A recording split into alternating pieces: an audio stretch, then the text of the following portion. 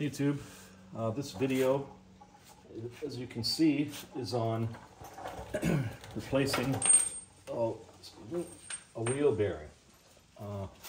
2007 Nissan Pathfinder. And so I've got it all apart, but I just wanted to kind of give you guys a heads up of how the whole project's going. So one major mistake I made is there's a wire, you probably can't see it now, but it sticks right down here, and that goes to your ABS. As you see, there's only two wires sticking out now because I screwed it up. So this is the connector, and I'm going to get behind the camera so I can make sure I can see. This is the female end that you will get with your brand new wheel bearing. It'll have a wire and everything attached to it. And this is the male end that should not have come off. And you can see how it pulled right out of, the wires pulled right out of that spot. So how this comes off, if you see this like tab right here, that's actually upside down. So it goes into the part like this. And it just slides in like that. And you can see this little tab right here. That tab catches inside here. It's hard to see, but it catches inside there. Really hard. This has 200,000 miles on it. Well, it's like 2,000 miles shy of it.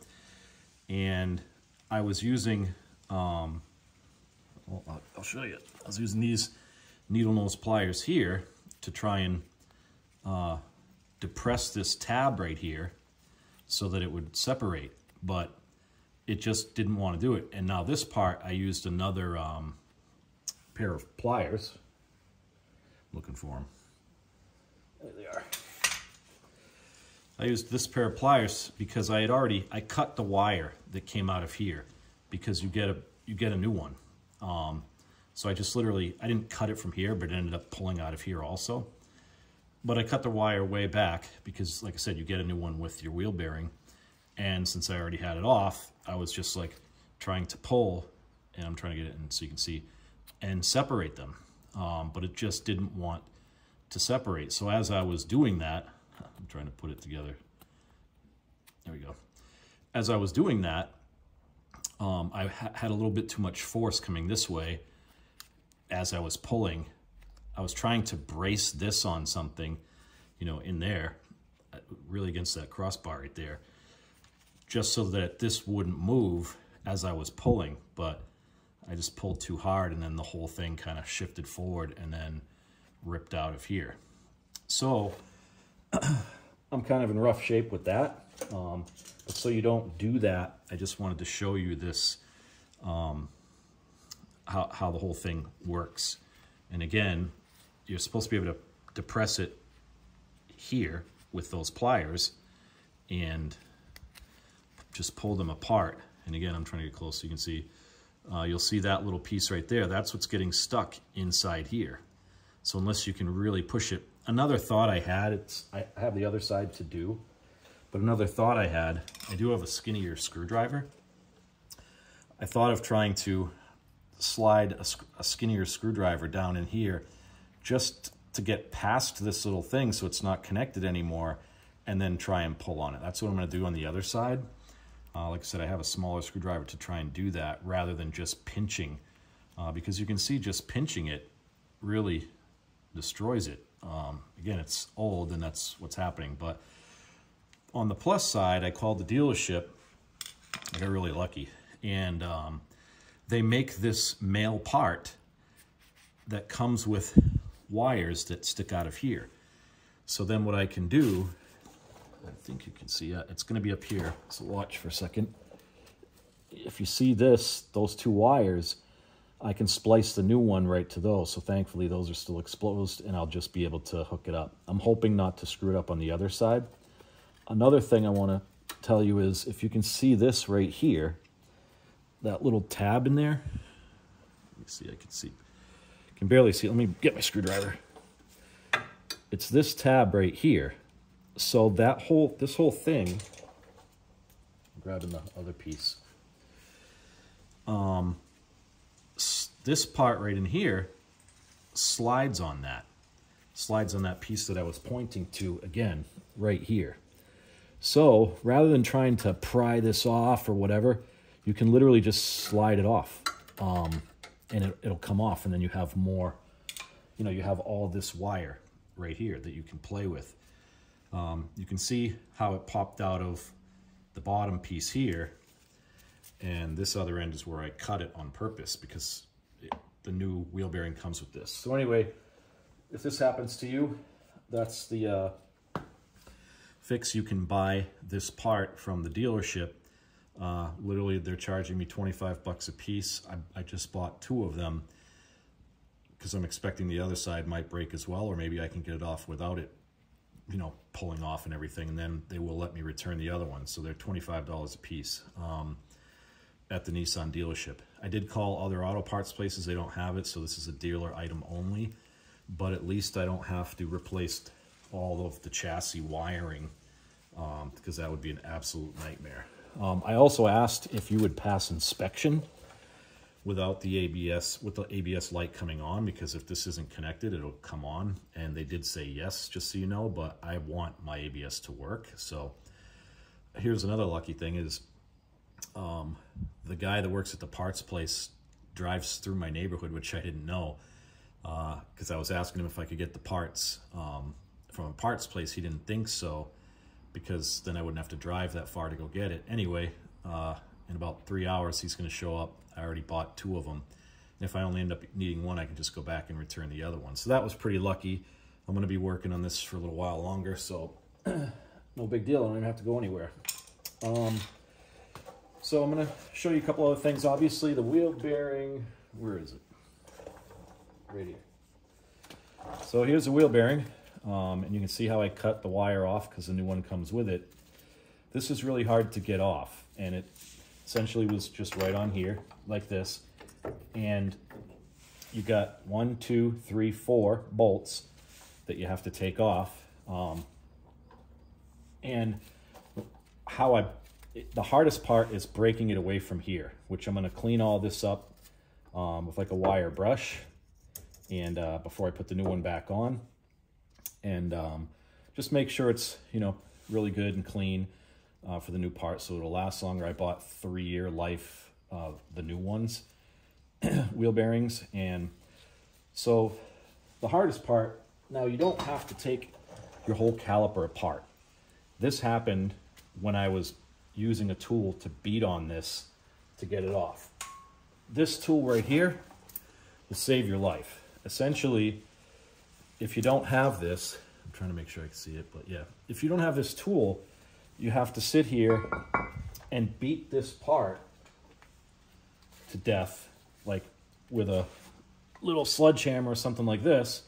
Just keep whacking on it, and also trying to get a pry bar in between here and here once you actually get, you know, a little gap.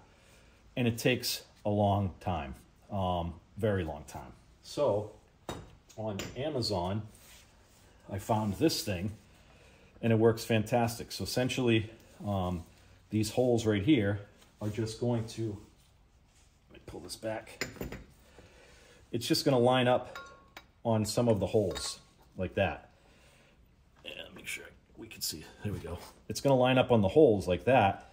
It'll go all the way on, and then you have a couple of bolts that you make sure that it's screwed tight, and then it's going to be at the bottom like this. Can you see that? Yeah, you can see that. It'll be down here like this, and essentially what you do is you can use a mallet like this, or I started off with like a big sledgehammer. Probably had to hit it like 3 or 4 times, and it pulled it right away from this, and I was good to go. I will say that, and this part was like between $67 and $80. Well worth it, because I've done one rear one before, and it took me just to separate it and get it off, I don't know, maybe an hour of bashing it. That took like 3 minutes, you know. So back to the caliper. Essentially, like I said, you don't have to take this whole thing apart. all this and the brake pads, and it should all be fine. And I didn't. All I literally did was took the 2 bolts. I'm trying to find the 2 bolts that hold this thing together. It's like this. Where are they? I think it's these 2. No, it's not these 2 bolts, which now that I have these off, I'm going to grease them up. Because these go to the calipers. But it's the 2 bolts that go here. And I'm trying to find where they must be on the other piece. When you do take this off, make sure that you put it up someplace. And I just set mine like up here. Put it someplace where you don't put any stress on the wire.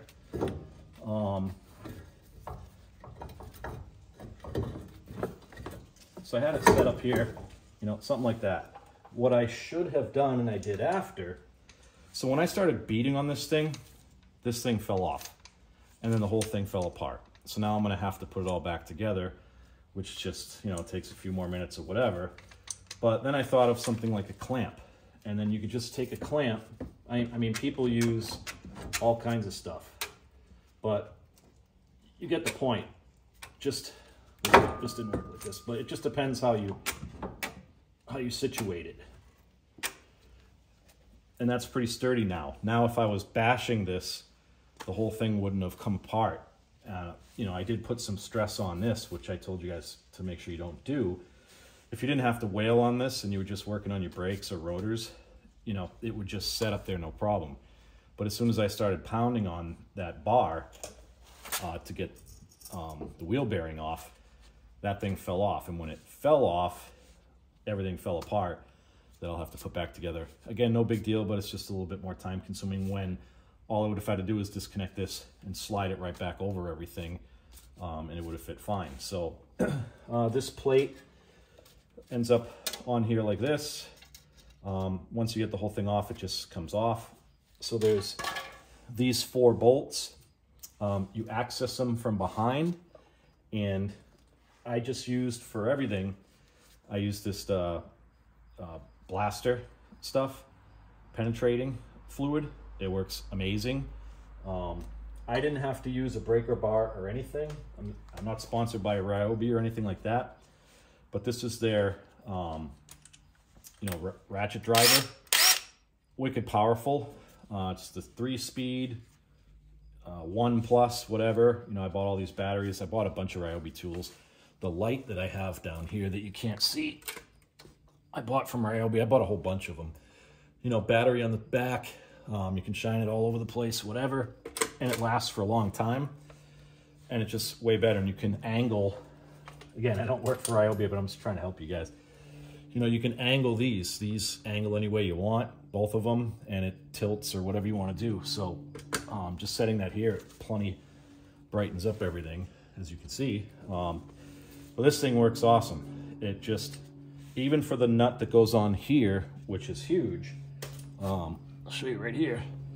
So essentially, you'll have a cotter pin that goes on here. It's hard for me to see because that light's shining in my eyes. Essentially, it just goes right through here. And you can probably see it in the video. Yes. So it just goes here and it'll be bent over. You pull that out, and then you got to get this nut off before you start trying to pound this whole thing out. That's a really big nut, obviously. It's a size, it's a metric. It's size 32.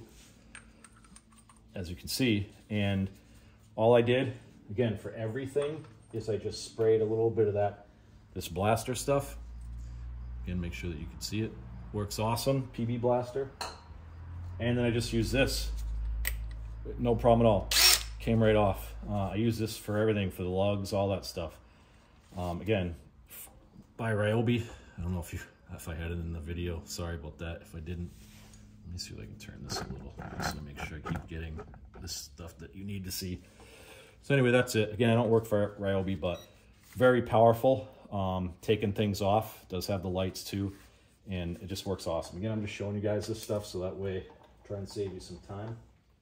Yeah, just looking at what I have. So all the bolts, these bolts went in here to mount this whole thing on, but they're on the back. So you have to get behind here. And all I used was, I think this is the one. Well, I used something like this that was adjustable. The other thing I did is, like, when you're working on it, turn the wheel that way. Then you can access everything on this side. When you're going to do the other side, turn the wheel, the opposite way. And then you can get behind there a lot easier, which is literally what I did. But to get to some of them, because you have this bar right here, I used like a twist thing. And again, all I did is I sprayed everything with that PB blaster and let it sit for maybe not even a minute. And then I just used that ratchet, came right off. And now what I'll say is the nut that was on here, when I did the rear, I didn't have that, I didn't have this tool by Ryobi. So I was using a breaker bar, even with, and I have it out here, because I was planning on using it, even with this on the end of it, and it was still like almost impossible to get this to move. But with that Ryobi tool, came right off like nothing. So if you do end up buying one of these Ryobi tools, make sure you get the one, they have like 2 versions of this. This is the more powerful one, and you'll tell by the colors of it, because I don't know any other thing. Well, this is a P261, V as in Victor, N as in November, 18 volt. And it's 0 to 200 IPM.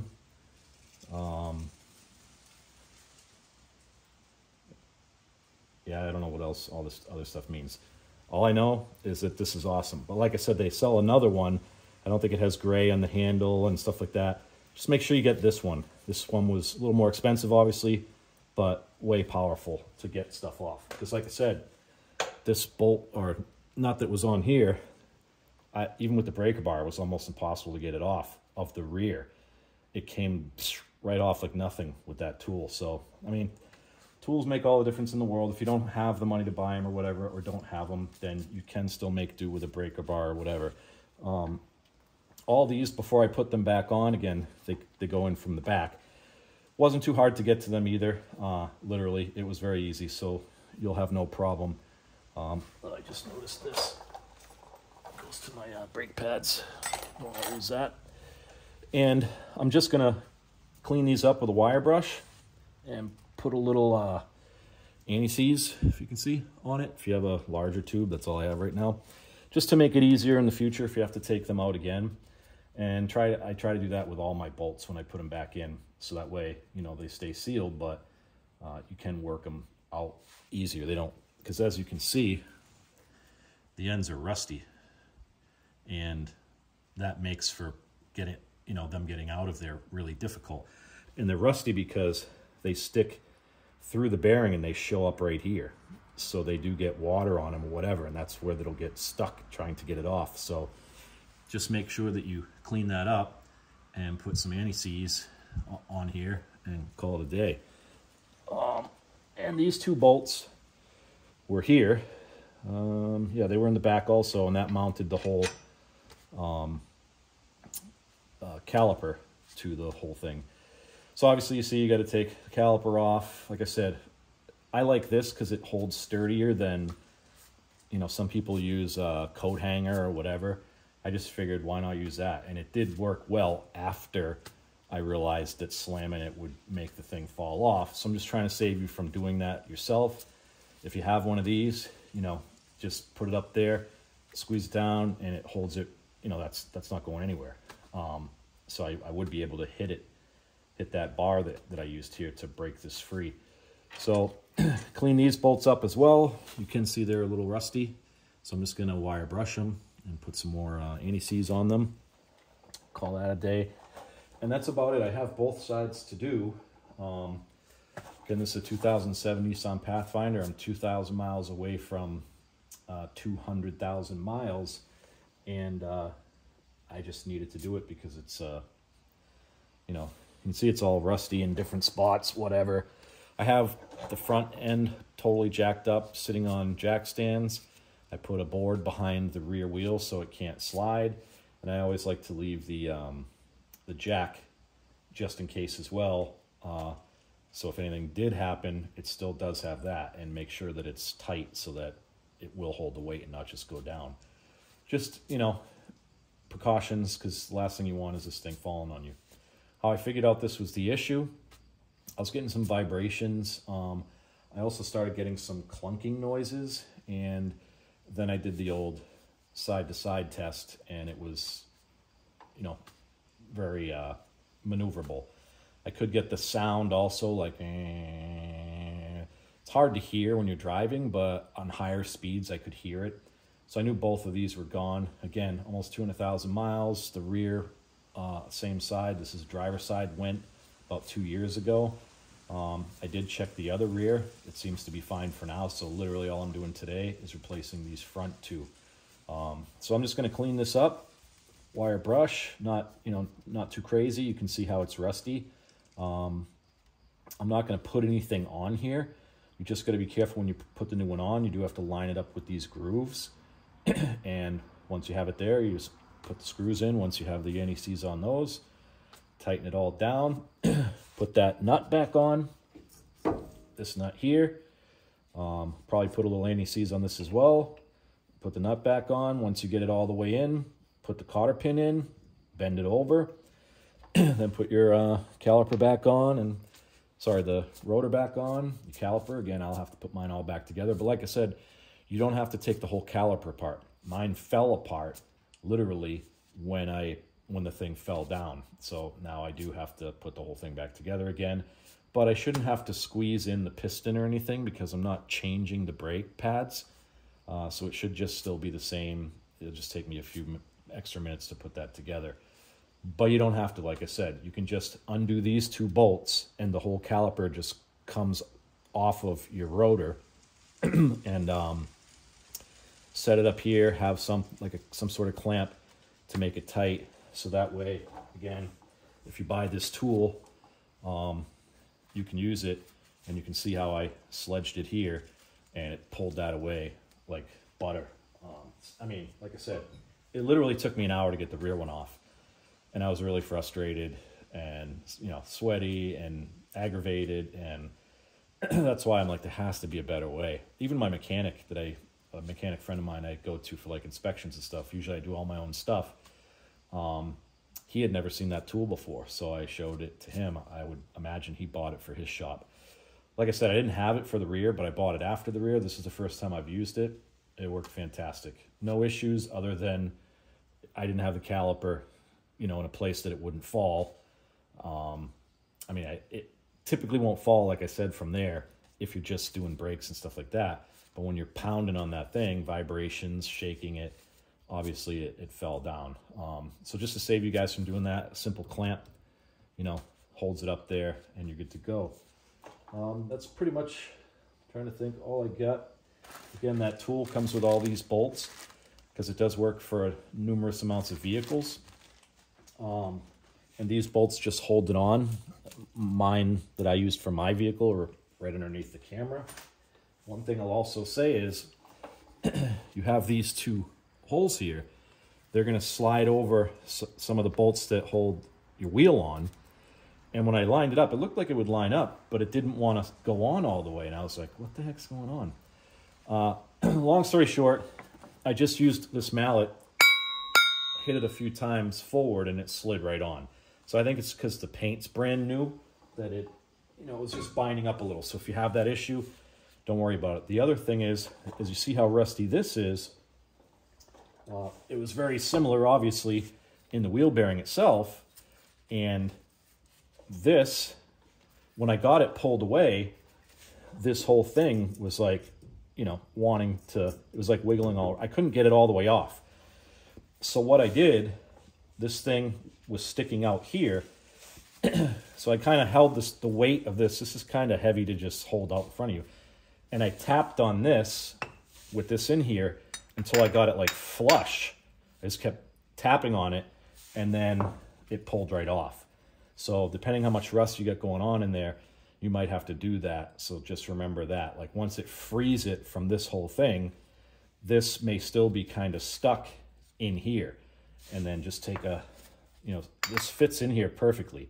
So I mean, you could probably use a regular hammer too, but this is just easy. And I just kept tapping this thing until it freed right up. So that's really all I got. I mean, I could tell you these bolts here, all the stuff that I've used. Let's see. That's not for that. This one is for this is a 21, that's for the lug nuts. 21 millimeter. I know people like to know, so I don't have to go digging. So for these two back ones right here, that's some of my, this is a 19 millimeter. I'm losing because they got grease on them, so it's hard to see. This is 19 millimeter for these ones right here. And because they're black, these are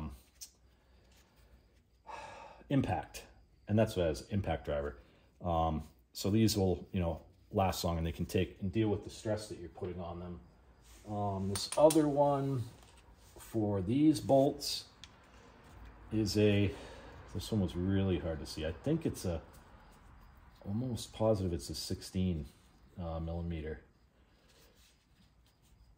Yeah, just take my word for it. It was 16 because I grabbed a 15, 14, 13, and that wasn't it.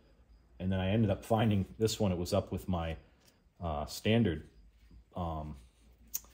sockets, but I can't see a number on it anymore. But I do remember, so this is 16 millimeter that pulls these off. Again, they're mounted in the back, and you can see that it fits. So those are all that I used to get everything apart. I'm just looking just to make sure. I think it's 14 millimeter for these, which now I'm going to have to mess with, which I wouldn't have had to if the thing didn't fall and the whole thing come apart. But so now you know, I think those are 14 millimeter because if I go to the 16, yeah, it's much too big. It's probably, I'm positive it's 14 millimeter. And if you have to do that, but if you don't do the mistake that I did, you won't even have to mess with these. It's just 2 bolts here, 4 bolts there, cotter pin.